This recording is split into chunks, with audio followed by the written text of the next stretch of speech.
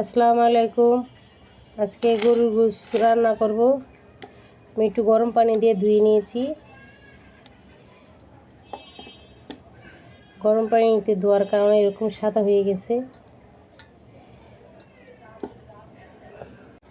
এদিকে দিয়ে দিলাম আদা রসুন পেস্ট, মরিচের গুঁড়া,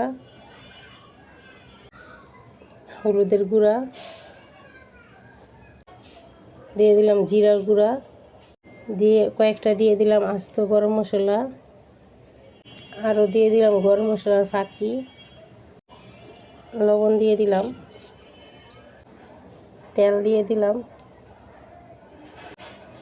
পেস্ট দিয়ে দিলাম। এখন একসাথে মেখে নিব।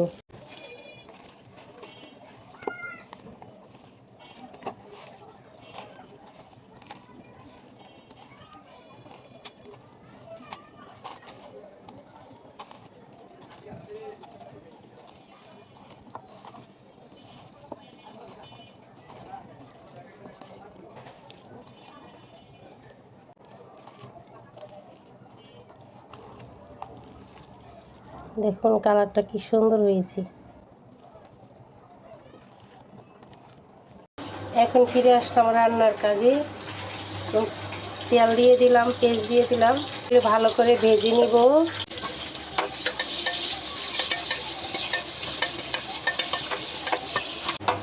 ভালো করে ভেজে নিব। দেখুন আমি এখন প্রেসার কুকারে বসাই দিয়েছি।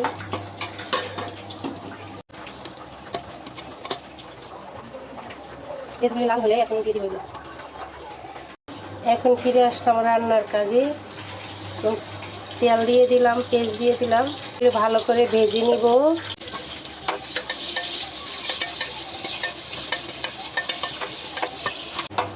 ভালো করে ভেজে নিব। দেখুন আমি এখন প্রেসার কুকারে বসাই দিয়েছি।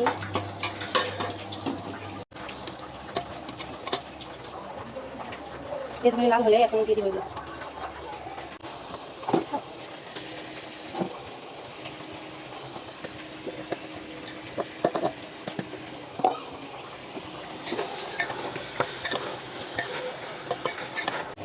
একে একে সব মাংসগুলি দিয়ে দিলাম। শুকনো মাংস বলা ভালো না, গোশগুলি দিয়ে দিলাম। একটু পানি দিয়ে দিব সামান্য পরিমাণে, ভালো করে কষিয়ে নেব।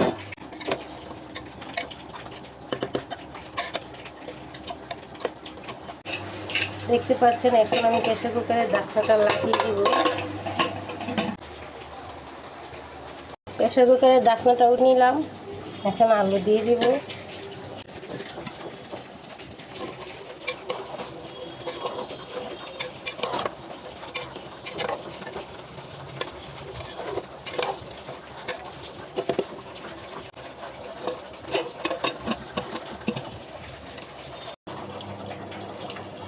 প্রেসার কুকার থেকে নামিয়ে নিয়েছি আমরা। এখন